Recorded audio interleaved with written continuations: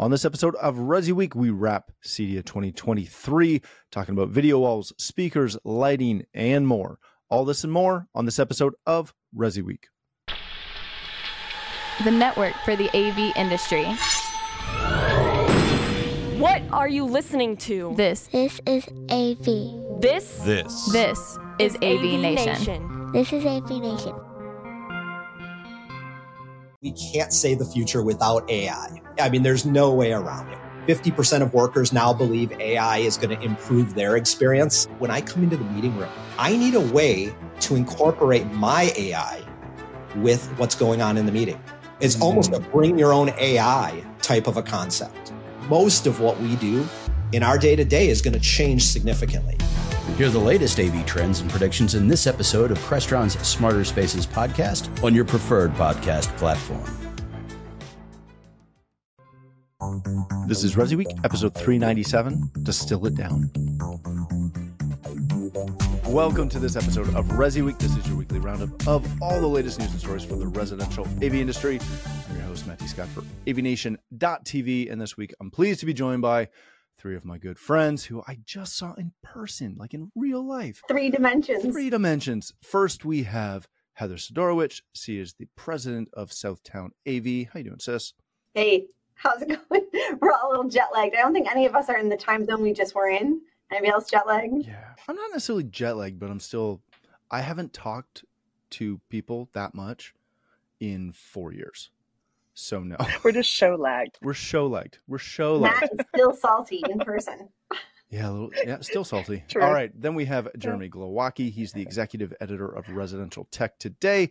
How you doing, Jeremy? Yeah, I'm doing okay. I haven't posted anything on my website today. It's like I can't get out of my way. I've got just all these little things to catch up on, and I'm not doing my main job. But here, I feel like I'm finally doing some work. So this is good. This is work. This is work. Yeah, we'll count it. Well, maybe you were playing too much pickleball while you were away, and it's rotted your brain.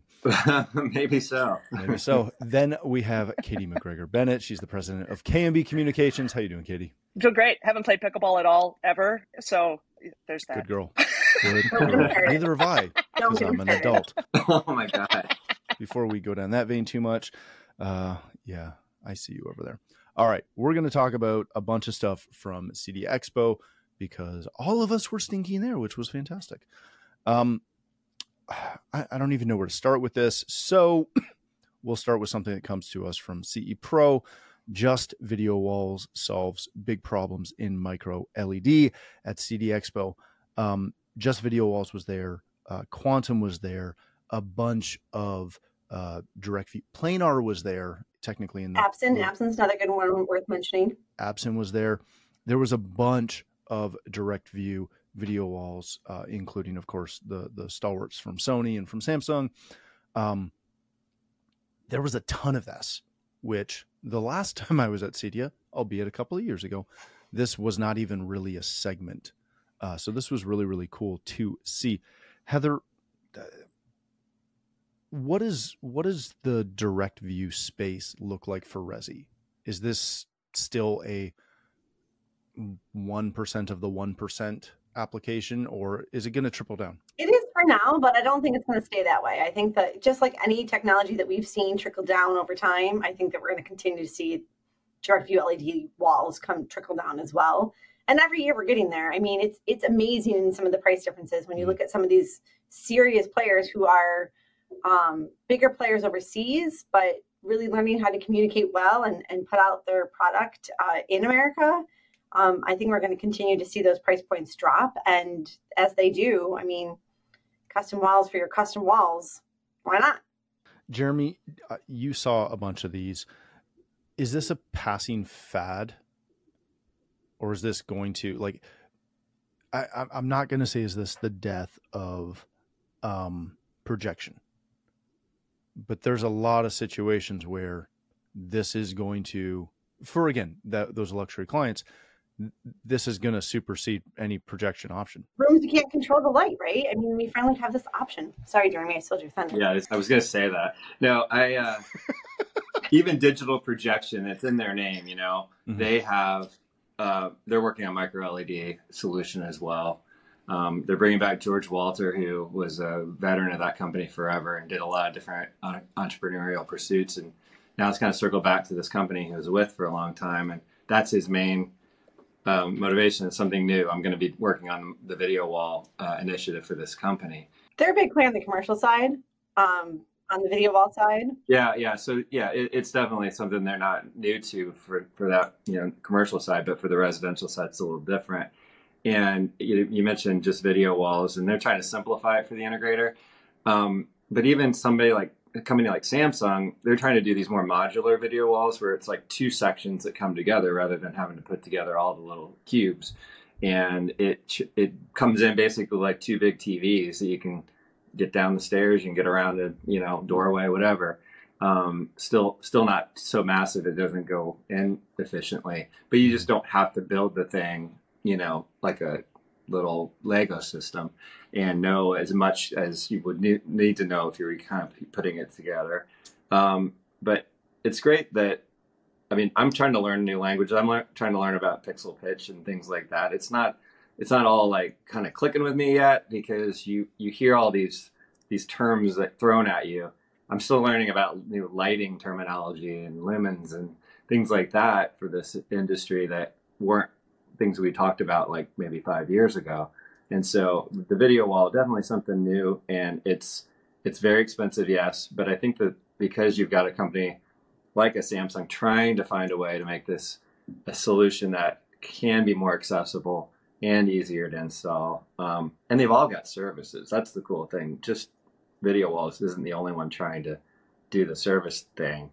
Planar, that was a pitch from them like a year ago, even maybe 2 years ago, where they said, we have a whole engineering team that we can design it, we can bring it in and install it, have like a white glove kind of service. Mm-hmm. All of this costs a lot, but it can take a lot of pressure off the integrator.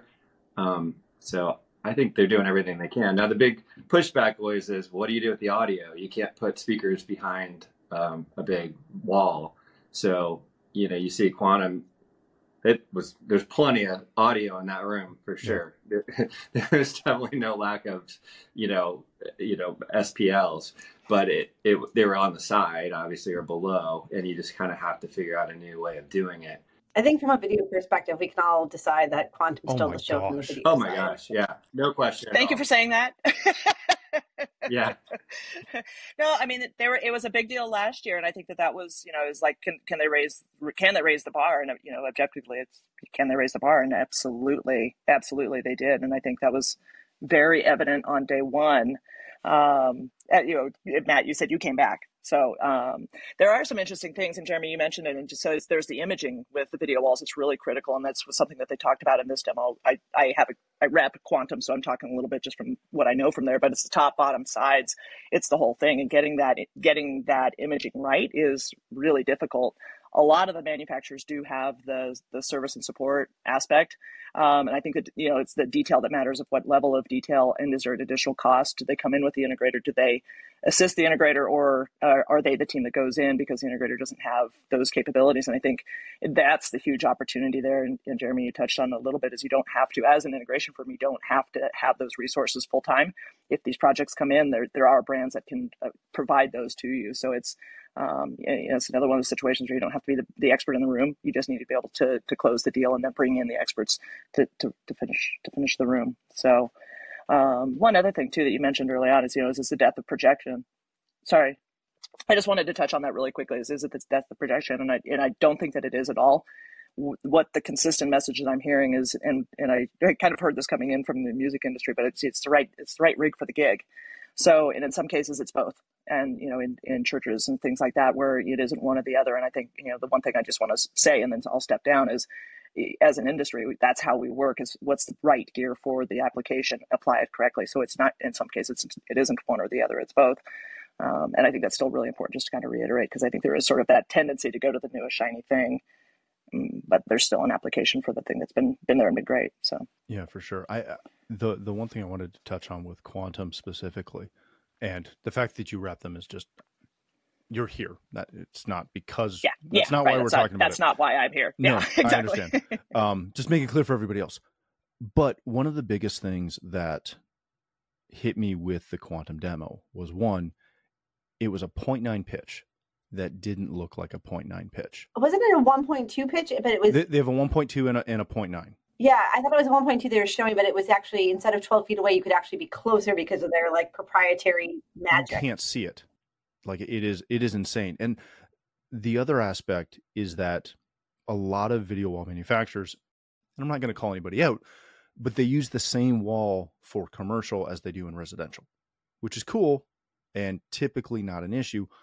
The one different thing that Quantum did that I found just hilariously simple is they don't use a gloss chassis. They use a matte black chassis, which sounds ridiculously dumb until you've done a ton of video walls. And then you go, oh, wow, that's really helpful because you don't get the glare. And it's also the only one talking about gaming in video walls. That was the only one I can remember talking about gaming. So 120 hertz. Yeah. Playing games. It was pretty cool. Yeah, that was cool. I'm not going to name names because this is not a positive name all comment. the names. Shame. No. Okay. Well, so I went to that outdoor pavilion aspect area, which was underutilized. There were only 3 companies participating, but I grabbed a beer out there and met with Draper, which is a company that I'm, they're homeboys. They're from Indiana, and saw their outdoor shading. But then there was a video wall out there, and I didn't know whose it was, and it was hit by direct sunlight, and you couldn't see a damn thing on it. It was just reflecting the sun, and it was just video walls, I have to say. I found that out just as I was researching for this, meeting. So there are companies that are really talking about we can handle the direct sunlight. We're designed to be able to be outdoors and all that, and that one apparently wasn't quite up to snuff for that particular application. And I always give people the benefit of the doubt at a trade show because they could have had a problem with the sensor. They could have maybe not set it up properly for outside, not knowing how much sun they were going to get. There's a lot of things there. And we've all seen video walls that perform really well outside and terribly outside. But it's to Katie's point, you just have to make sure you're speccing the right thing. And if you don't know what you're doing, Which is why you go to these shows. Yeah. And reach out to any of the manufacturers and they'll help you spec the right thing, right? All right, let's change topics for a second because we focused on video. Let's focus on audio because that'll be fun. There's an article on ResiTech today from Mr. Jeremy Glowacki talking about Origin's expanded and upgraded luxury ambisonic Bollard speakers, which if you didn't see them in person, they're incredibly cool. They're cool normally. The regular ones, the regular Bollards are awesome. But the new ones look really, really sexy. Did they get married? The Bollards? Yeah, the speakers. Did the speakers I'm just waiting on my wedding gift of Bollards. That's what Joe told me I was getting. So Mr. Whitaker, when you're listening to this, I'll take mine in matte black. That's fine. But only the ambisonics. Don't wimp out on me with the standards. Origin also debuted a new Pro line with new half rack amplifiers, like half width as well as full width, tons of power, a lot of other cool things. I sat in a Trinoff demo that was out of this world. You know what that demo reminded me of? How you can play something really loud, and if it's really good, it does not hurt your ears. Yeah. Like I think that I just haven't heard such a good audio demo in so long. I forgot that. Like if you can turn it all the way up, and if it's good audio, it doesn't hurt. Yeah. And Matt, why don't you tell us what the 8:30 a.m. demo was of that? Don't make me relive this. All right, fine. So I go to the Trinoff demo because I heard it was ridiculous. And we've got a couple friends that were integral in making that happen. And I wanted to hear this ridiculous phased subwoofer approach. I was told they were showing some cool demos, including a John Wick demo, which makes me happy. So I go to it. John Siaka came in with me because he had already seen it and wanted to see the second demo reel, which I was thinking was this John Wick reel. And they proceeded to show me A Quiet Place at 8:30 in the morning where she steps on a nail. I did not need to see that. Yes. I'm looking at you, all of y'all that ran that booth. Terrible choice. I don't need that at 8:30 in the morning. The squishy of the foot, like with 12 by 12 subs, are you out of your mind? It sounded I phenomenal. had chills. Yeah, I was having a hard time not squealing. Good gosh. I had to turn away because I don't like that stuff. I'm very empathetic toward, the labor, the giving birth process, the pain that women go through. And I know exactly how it feels. You've had a cold, right? Yeah. Yeah, I've been stung by a bee. It was so painful to watch.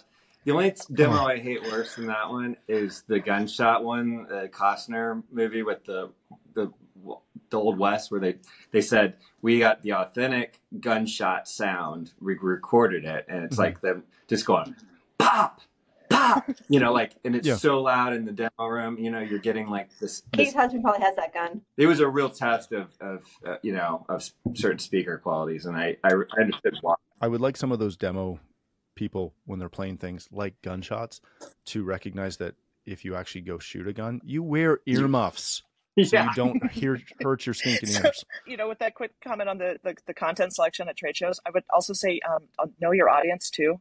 At ISE, probably not a good idea to show war movies blowing up and all of that. Not good when you have an international audience. I'm dead serious. Maybe they should think about. We got to pay better attention to the content. We need to be paying better attention to our content. that early morning horror. Yeah, that was rough. I didn't enjoy it. There was another one that had me in tears first thing in the morning. I was like, this I don't need this. I want happy demos in the morning. Those are really loud guns too. They're incredibly loud. All right. So there was a cool crossover again with a couple of the manufacturers showing a lot of commercial stuff, right? I talked to 3 or 4 luxury residential speaker manufacturers who are all touting their ability to take like their 6.5 inch in ceilings and bounce them directly out of a theater and put them into high performance music for a restaurant or a museum or something like that, and literally take the same SKU and just pop the thing over, which was really cool to see. The one that blew my mind was Katye, and somebody had mentioned that they had like the snake thing, and the second they mentioned it, and I can't remember who pointed it out to me, I went, "Oh, you mean the anaconda?" And they looked at me like I was crazy, because they don't go to the other shows that the 3 of us typically go to. But so Katye has and they've had this for a couple of years, but it's a speaker that's linear, and it can be literally like tied in a knot because they use it for flexible applications. They're really, really cool. But so I walked over to see if that's what they were showing or if they had something new. And when you walk into a booth and you're looking at the people that are standing there, and you're doing the like, do I actually say something to them or do I just walk away? Because I don't like, no, not for any reason other than you're just tired. You've talked to a lot of people. No, I laugh because I feel seen, because that's my introvert self. I'm like, this looks very awkward. I want to leave right now. Me too. That's why I need people like Katie to guide me around and force me into having conversation. Come on in, introverts. It's okay. So I walk up to the booth. They don't have it on the front, but they have this itty bitty little speaker. And Mitchell is going to, whether he knows it or not, he's going to put an image up on the site so you can see what I'm talking about. It is teeny tiny. It is like an inch by maybe 2 inches at most. I like the color options. It is micro. Like, it is smaller. Their big one is smaller than this remote, right? Like, it is absolutely tiny. And I'm holding an Apple TV remote for anyone who's not watching. And I look at it, and one of their employees is standing there. Is like, "Well, do you want to hear it?" And I did, Jeremy, for a second, I did the like, I don't want to go talk to someone and listen to a demo. I'm so tired of demos. And I'm like, so finally I must have had this awesome look on my face of like, I don't have time for this crap. And then I gave in, and I'm like, you know what? Sure. Let's hear it. Thinking it's going to be terrible, because miniature speakers are always terrible. No highs, no lows. Must be a manufacturer of headphones that I actually like. Yeah. So I walk into the demo room, and they're playing some other speakers, which sound great. And again, I've heard the Anaconda. They make good sounding stuff. But I don't expect these little speakers to be anything other than like minuscule background noise. And he takes over and turns the thing on. And it is absolutely insanity. Like 98 dB out of this 1-inch driver coupled with a subwoofer that's smaller than the mini sub from Sonos, right? Like it is a tiny little subwoofer, and that thing pounded. And it was just the one speaker with the sub? It wasn't like an array of speakers? Nope, it was 2 of these little speakers that I kid you not, they're the size of my finger. I think Matt liked them. I really, really, really liked them. They were the highlight of my show. Yeah, I'm sorry I missed that. That sounds crazy. Of course, I didn't see it till just before I was getting ready to leave, so I couldn't blow them up and send a bunch of people their way. But you need to go check those out. Those were stinking phenomenal. So you just did. You just sent a bunch of people their way. So I did. Yeah, you're welcome. Find somebody who has them so you can hear them, because they are. And again, like, don't think that they're going to replace a massive front of house system or something like that, right? But they were insane. So you'll like them. What else did you guys see? One of the weird things that I saw last year, but I didn't appreciate it last year, I didn't understand it, was the Aura. The name sounds like something else. That's not what it is. But the Aura, is that how you pronounce it? Hunter Douglas, the lighted shades, the lit shade, which seems like an oxymoron, but it was. Yeah, it was really interesting. It worked this time for me. Like I understood it. It had sunk in, I guess, and the demo was even smoother. They did it as like an automated demo, like you get it. They said it was like the Tiki Room was their inspiration at Disney, where you go in and just kind of start. Yeah, but they didn't have any singing birds. But the idea is that it's a way to use your multi-purpose shades, the shades that have a room darkening layer and the front, kind of translucent layer. And at night when they close, they're not just a dark spot on the window. It actually has this backlighting now that has a metallic reflector underneath. So it just looks like sort of smooth, subtle lighting. And someone who I really respect, David Warfel, who's director of light, can help you. He does a lot of lighting design for the industry now, works a lot with the buying groups. He apparently came in and was saying this is like the missing ingredient for him as a lighting designer to try to incorporate into a home. So I just thought it was an interesting thing, something no one ever knew we needed. Probably maybe don't still need it, but it's a fun little option for designers to integrate and integrators to integrate. I appreciate the partnerships we were seeing happen, like Sonos and Sony with the AVR, that they have that built in, so you don't have to have 2 remotes if you're going to have an AVR. Or Leon had that really cool partnership with Sony, so Sony can do a frame around their displays. That was neat.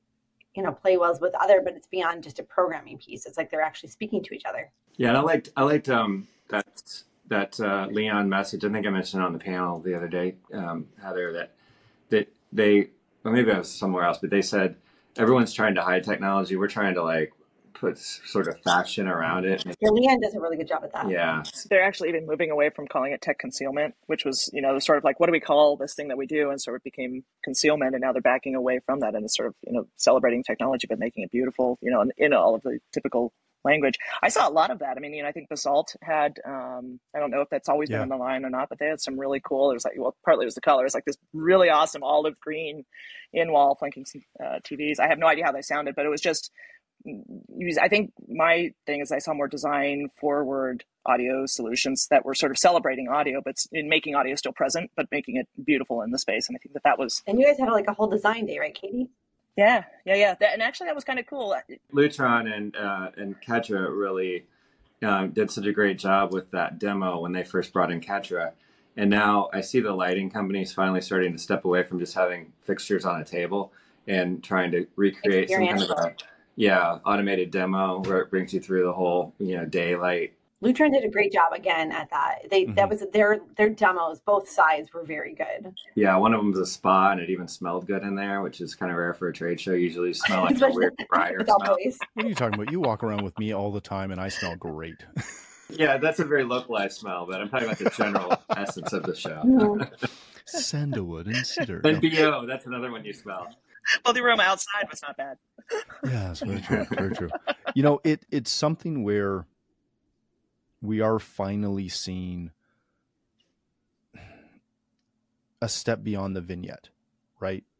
We're seeing actual application. We're seeing actual functionality of stuff. And, you know, again, Leon does a fantastic job of that in honestly bringing back the reason so many people fell in love with audio to begin with, right?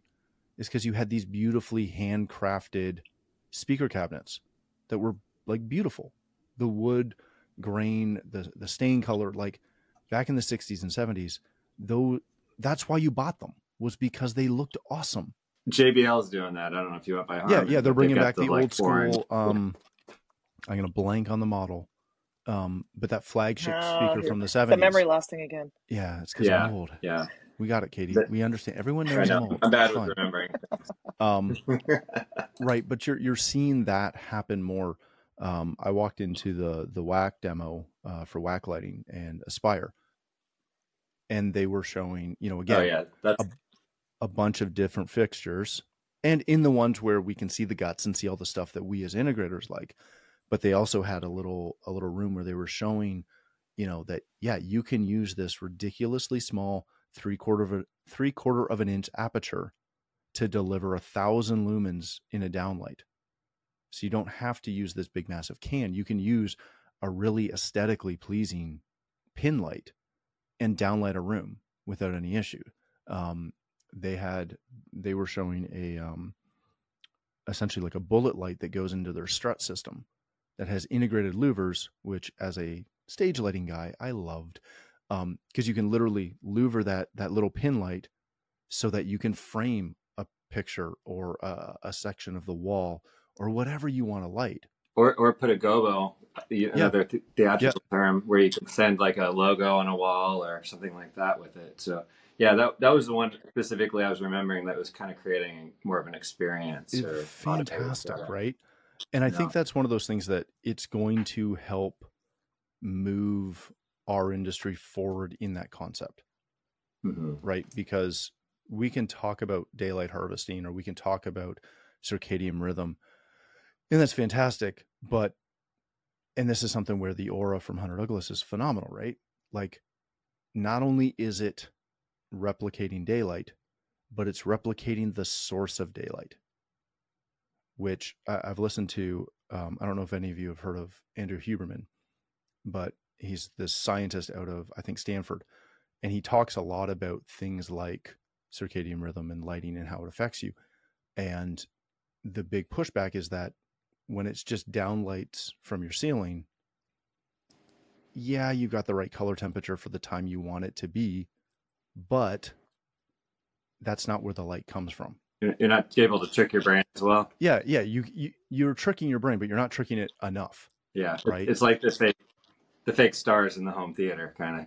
Exactly. Yeah, it's there, and yeah, it might look like the sky, but it doesn't really look like the sky. But you're still in your basement. You're not. Yeah. But that ability to get that light to emanate from that window shade where it would be normally. I think that's kind of the missing link when we talk about things like circadian rhythm and all those other things. So that was the side that I was really happy, because the last time I was at ISE, we were starting to see that. We were starting to see a better experience on the floor emulating real life that we hadn't really had other than in like a theater room, right? Before. To see it happening on the floor at CEDIA, I thought was absolutely fantastic. So kudos to all the companies that did that. And shame on you if you didn't. Honestly, it's such a better experience. I make note of this, where there were those couple of years that I call them the dark ages of CEDIA Expo, where the video manufacturers kind of quit on the show because they were going commodity. They were going end user. And that was prior to 4K. And then 4K comes along. They're like, oh man, we need a little help with this rollout, because people don't understand it. They don't know why they need to upgrade from their cool plasma that they already have. And they came back to Cydia, and suddenly we had video again and visuals. But there for that couple of years, like every meeting was a black box, and it's just so hard to get excited about that. Talking about network, no offense to networking stuff, but it's really hard to have a deep conversation about the technical stuff when it's just a little box you're talking about. So you try to add that experience in there, and it really does tell the story better, especially for someone. I'm not a propeller head. I'm like a end user kind of perspective guy who has just fallen into being a technical writer. But I think that it affects everybody, well, if you can do it as an experience. It was, speaking of black boxes, I was quite surprised and happy to see the prevalence of Netgear throughout the show floor in other manufacturers' booth. Because I know they've really embraced the channel. They've really embraced the channel. They've made a big investment into creating AV specific networking products. And that's no shame on any of the companies that are currently in our space that are, AV specific. But to see a big manufacturer make that push and then see that received the way it has been, that was really, really cool. All right, let's do closing thoughts, because why not? Katie, I'll start with you. Closing thoughts. Closing thoughts. Okay. Final takeaways. I'm trying not to go way past time today. Okay. Well, so my final takeaways, I spent a lot of time, as I have over the last several years, I spent a lot of time at the intersection of technology and design. There was a Designer's Day of Discovery there on Thursday, and there were 90 designers that showed up to this thing, which is really, really, really impressive. Quick takeaway there is that they actually really appreciated, on behalf of themselves and their clientele, the very basic audio demo. We're going to play you this track. Here's what you're going to hear. And then they heard it. All of a sudden, it was more relatable and more relevant to them why a speaker needs to be made the way that it's made, and therefore why there's a price point that it might command. Distilling things down to a really basic level, even though we've heard it a million times, we really do need to start doing this. I'm coming in as a communicator now. We brought in someone who is a yoga instructor to teach yoga on Saturday. She doesn't come from the channel. She's into tech. She's mid-30s. I had her take over our Instagram account. Why would I do that as a PR firm who's covering brands at the show? Because I wanted to see how she saw the show and have her give us that feedback so that I can take this into the communications realm and help us figure out how to tell the next generation and the generation beyond what we do. I was in an elevator and there was me and two other guys going in the elevator, and two just off the street coming out of the football game. They looked at me, looked at the other guy, and they said, so is there some home technology, something going on? The other industry guy says, yeah, it's home automation. And then the guy in the elevator says, oh, like Sonos and stuff? And then the other guy just laughed at him. And then he exited the elevator. When he did, I went ahead and filled in the blanks there. When we have these opportunities to tell people what we do, we really need to be better at explaining what we do. And that's so as a communicator, and then also bringing in designers. When we do that, we get the aha and we make things relatable. And this is how we keep our channel growing. It was a really big deal because I saw light bulbs going off, and I saw that when we do these things, it's really successful. So keep doing that if you're already doing it. If you're not, definitely take some takeaways from that. I think video is absolutely back, Jeremy. Like you said, it's bigger, badder, better, bolder, and it's down to how you apply it. And I think what we see next year is really going to be even more compelling. Yeah, that's true. Jeremy? Yeah, I'll do the thing that everybody that does at CD and just say it's about the people and it's about the relationships. And you get the four of us having this conversation is just the perfect example of that photo we have of us together. And, Siaka was there too, but we, he's just dead connecting to me. together. He plays pickleball. And no, he's dead to me. It's over. Oh, no. I'm in. I already X'd him out of the photo. He's like the disappearing photo and, Back to the Future, right? So I ordered a pickleball paddle because the one I had was like $25, and it was so ineffective. I know it wasn't my talent level. It was the equipment. I'd just been at CD Expo. I knew the equipment needed to be upgraded, and I got back. I didn't even hardly sit down to have a drink, on my sofa last night, and I get this text from Siaka with a link to a pickleball sale, and this is the one my daughter Lauren uses. I'm like, well, if it's good enough for Lauren, it's good enough for me. And it's a first responders themed paddle. So I've got the soaring eagle on it and the American flag. I look like You're trying really hard, and I appreciate it. But I think your game is improving already, Jeremy. You just took your game up 2 notches. Like how good of a game can pickleball players actually get? Let's be fair. All right, Heather. We're done with Jeremy is what I'm saying. mute his mic. Yeah. If you talk about pickleball. I'll go with the commercial girl in a resi world. I've obviously grew up on the resi side, and I've spent the last 10 years now on the commercial side. And to see this yes, a bunch of resi companies have done light commercial in the past. I think to now have the manufacturers start to actually teach the appropriate way to do it, why it's important to use a commercial display versus a residential one in these applications, what it means on the video wall, how to teach, how to connect, how to install is so important. I'd like to see that continue because as someone who's lived through this school of hard knocks about how to run your company that way too, because how you run your commercial company is a little bit different monster than how you might run a residential company. So it was really interesting to see the beginning of that. I think that's the gray area between what CEDIA is and maybe and what InfoComm is. Going to InfoComm for the first time was so intimidating. I remember being at a Christian party and knowing nobody. So I think that this is a good gray area for I don't know if I call it the dark side. The dark side. That's a little dark. I thought that was working for a PR agency. Yeah. Again, if you do it wrong, it's really the dark side. All right. I'll wrap this with, I guess, I don't know, a couple quick points. One, it was great to be back. I hated missing the last couple of years, but glad. It was so good. Oh my gosh, to be seen. It was good to see you. To anyone who said hi to me that I gave you the very generic, hey buddy, great to see you. It's because I didn't remember who you were. Just because I can't remember who you are. And there's more than a handful who got that response of like, I'm so glad you're doing well. Good to see you. I gotta go. It's because I didn't remember you. I'm sorry. Hey buddy. Hey dude. You're here. What's up? I'm so glad you made it. Heather, what's the line? It's good to see you. Yes, so good to see you. Right. Not good to meet you. You always say it's good to see you. I love the people that have no filter at all and they just stare right at your badge and go, oh, hi. You know, like.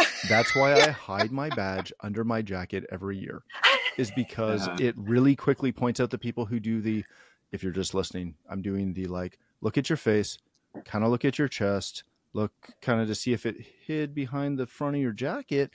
And then keep looking down, trying to find a badge because they don't know who you are. Those are fun. Whereas I look you in the eye and say, hey, buddy, great to see you. And then keep walking. I'm sorry, Matt. You don't like when people look at your chest? I try not to. Right, it's rude. My eyes are up here, dang it. Look at the brooch, Heather. Remember, that was the other line we learned. I think we can never underestimate how important the people are to the industry. I would have happily gone to the show just to see people and not seen any tech at all, because we had probably better conversations walking the floor with other people or sitting down having a meal or coffee or sparkling water or whatever, as good, if not better, than anything we had in a booth. The push of commercial is fantastic, as Heather pointed out. We need to, as an industry, remember that if you're going to do commercial, you need to do commercial, not retrofit some resi crap. And I mean that lovingly. Tell us how you really feel. I am into a commercial environment, right? Because let's be really blunt, you make way more money if you use commercial grade gear in a commercial environment. And it works longer. And it works. Yeah. Which again means you make more money. The last thing I'll touch on is I really, really liked seeing some of the lighting manufacturers there and the real lighting manufacturers, which again is nothing against our industry specific manufacturers that are doing some awesome work, but to see the buy-in from companies like WAC, from companies like American Lighting and their ProLux division, that heck, Lightline was there. That is great for a channel that has been pushing lighting, not just lighting control, but pushing lighting as a vertical for years, to finally have some real buy-in from the major manufacturers that do this every day. Is really, really cool. And I'm looking forward to seeing that grow as not only a vertical, but also as a design focused vertical, because that's what it has to be. I think Jeremy got to sit through my rant on Friday night about lighting, so I won't give it now. But if you call me, I'll give it to you quite happily over the course of probably 30 minutes, because it's a long one. Other than that, I had a blast at the show. You guys all had a blast at the show, I think. Jeremy unfortunately had to play pickleball while he was there. Other than that, it was fantastic. So, Heather, where can people connect with you? What do we say these days? Do we say X? Find me an X? I don't care. I don't like that. No, nobody's acknowledging that name. Anyway, it's tech_cheat. You can Google me. Find me there. LinkedIn. I'm all over. Excellent. Thank you, my friend. Jeremy, if people want to connect with you, learn more about Resi Tech Today or your podcast, where can they do that? Yeah, restechtoday.com for the podcast and the website for the magazine. And find me on LinkedIn, too, if you want to connect. So, it was really cool is that young kid, Chris Oram, that was on the podcast with us, the influencer. He was new to CEDIA last year, came on his own dime because he's kind of hobbyist, and he got hired by Eagle Century in Las Vegas, where he lives. And there he is for his second expo, and we're on the train in from the airport. He spotted me. Somehow we ended up on the same train car, and he spotted me. He's like, I think we're on a panel together. Are you Jeremy? And I just felt like the one time I ever felt like a celebrity, honestly. Like, and I'm not bragging. It just was weird, but it was really cool that, someone just from like social media, whatever it was, we can connect with each other. And when we get to see each other in person, like someone new like that, they reach out and they want to, if they're not shy, they want to meet the real person. So you could win our One to Watch award. Some people might call that stalking, but or just being famous. It's cool. It was a little weird, but it made me feel good. Like that. What a good credit to that kid. I'd be scared out of my mind if it was my second CEDIA, not knowing that many people. So, that's true. Yeah. All right, Katie, if people want to connect with you, learn more about KMB, where can they do that? Oh, like Heather said, just Google me. Because that goes to a song. And it's a fun song. Great song. KMB Communications, we're the one with the mountain logo, or me, Katye McGregor-Bennett. I'm Katye. So search any of that. You'll find us. Excellent. Thank you all again for joining us. If you'd like to connect with me, you can find me on Twitter or X or most social platforms at Matt D. Scott. But more importantly, please visit AVNation.tv, where you'll find this show as well as a wide variety of other shows with all the verticals that we cover. When you visit the website, please take a moment to check out our supporters. We are extremely thankful for their support and ask that you check them out as well. Thanks again for watching. That's all the time we have for this episode of ResiWeek.